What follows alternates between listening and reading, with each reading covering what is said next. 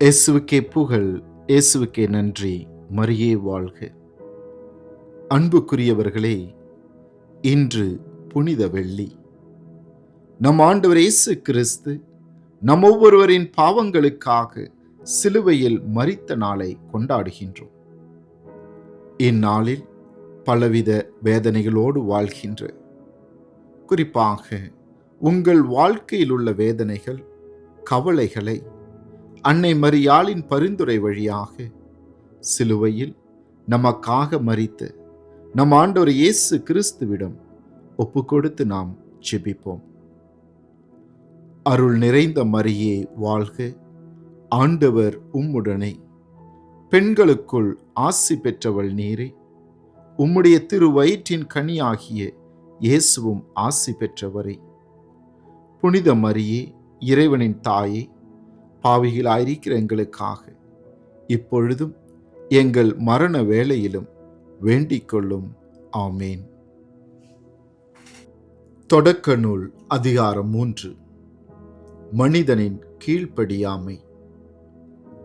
ஆண்டவராகிய கடவுள் உருவாக்கிய காட்டு விலங்குகளிலெல்லாம் பாம்பு மிகவும் சூழ்ச்சி மிக்கதாக இருந்தது. அது பெண்ணிடம், கடவுள் உங்களிடம் தோட்டத்தில் உள்ள எல்லா மரங்களிலிருந்தும் உண்ணக்கூடாது என்றது உண்மையா என்று கேட்டது. பெண் பாம்பிடம், தோட்டத்தில் இருக்கும் மரங்களின் பழங்களை நாங்கள் உண்ணலாம், ஆனால் தோட்டத்தின் நடுவில் உள்ள மரத்தின் கனியை மட்டும் நீங்கள் உண்ணக்கூடாது, அதை தொடவும் கூடாது, மீறினால் நீங்கள் சாவீர்கள் என்று கடவுள் சொன்னார் என்றாள். பாம்பு பெண்ணிடம், நீங்கள் சாகவே மாட்டீர்கள், ஏனெனில் நீங்கள் அதிலிருந்து உண்ணும் நாளில் உங்கள் கண்கள் திறக்கப்படும், நீங்கள் கடவுளைப் போல் நன்மை தீமையை அறிவீர்கள் என்பது கடவுளுக்கு தெரியும் என்றது. அந்த மரம் உண்பதற்கு சுவையானதாகவும் கண்களுக்கு களிப்பூட்டுவதாகவும் அறிவு பெறுவதற்கு விரும்பத்தக்கதாகவும் இருந்ததைக் கண்டு பெண் அந்த பழத்தை பறித்து உண்டாள். அதை தன்னுடன் இருந்த தன் கணவனுக்கும் கொடுத்தாள். அவனும் உண்டான். அப்பொழுது அவர்கள் இருவரின் கண்களும் திறக்கப்பட்டன. அவர்கள் தாங்கள் ஆடையின்றி இருப்பதை அறிந்தனர். ஆகவே அத்தி இலைகளை தைத்து தங்களுக்கு ஆடைகளை செய்து கொண்டனர். மென் காற்று வீசிய பொழுதினிலே தோட்டத்தில் ஆண்டவராகிய கடவுள் உலவிக் கொண்டிருந்த ஓசையை கேட்டு மனிதனும் அவன் மனைவியும் ஆண்டவராகிய கடவுளின் திருமுன்னிருந்து விலகி தோட்டத்தின் மரங்களுக்கிடையே ஒளிந்து கொண்டனர்.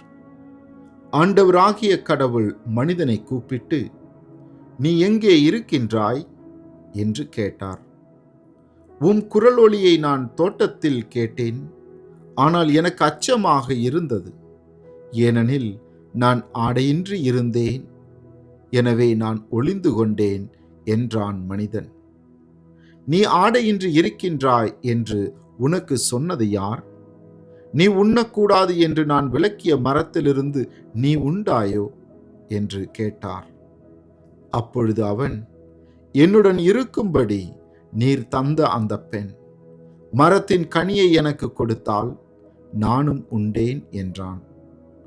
ஆண்டவராகிய கடவுள், நீ ஏன் இவ்வாறு செய்தாய் என்று பெண்ணை கேட்க, அதற்கு பெண், பாம்பு என்னை ஏமாற்றியது, நானும் உண்டேன் என்றாள். கடவுளின் தீர்ப்பும் வாக்குறுதியும்.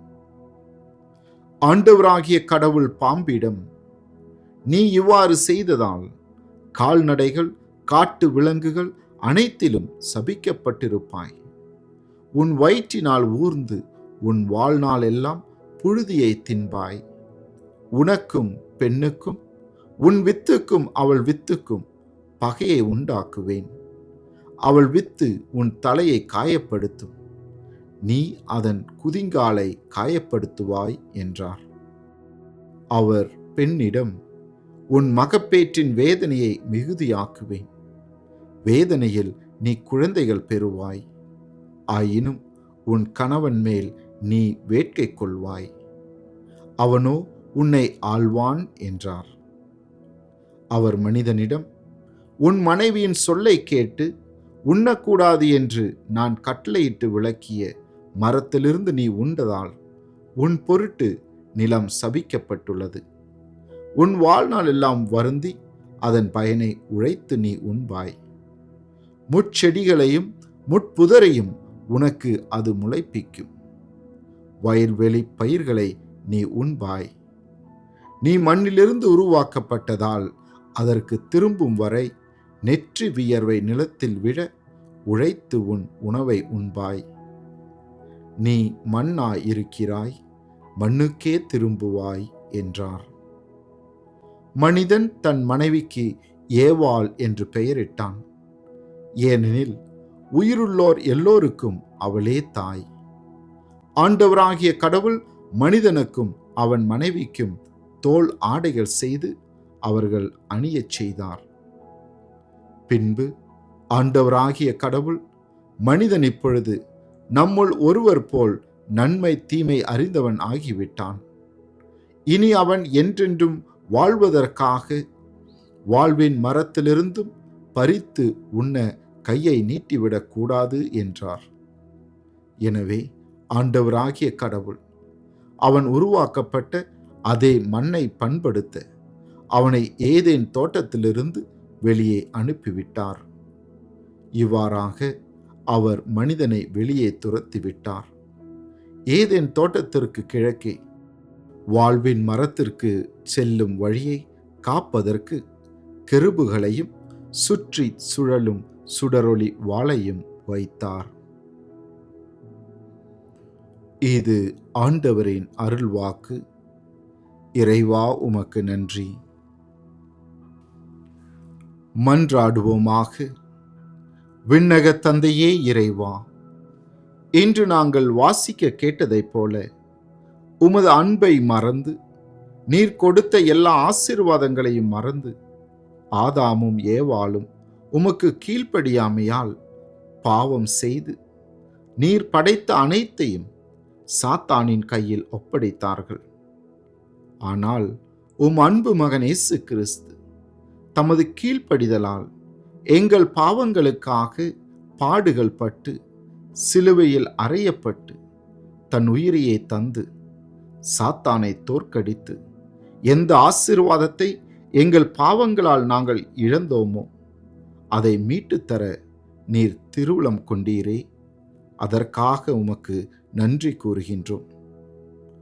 என்றும் நாங்கள் உம் அன்பு பிள்ளைகளாக உமக்கு கீழ்ப்படிந்து உமது திட்டத்தை நிறைவேற்றுகின்ற பிள்ளைகளாக வாழ எங்களுக்கு தேவையான வரத்தை தர வேண்டும் என்று எங்கள் ஆண்டவராகிய கிறிஸ்து வழியாக உம்மை மன்றாடுகின்றோம்.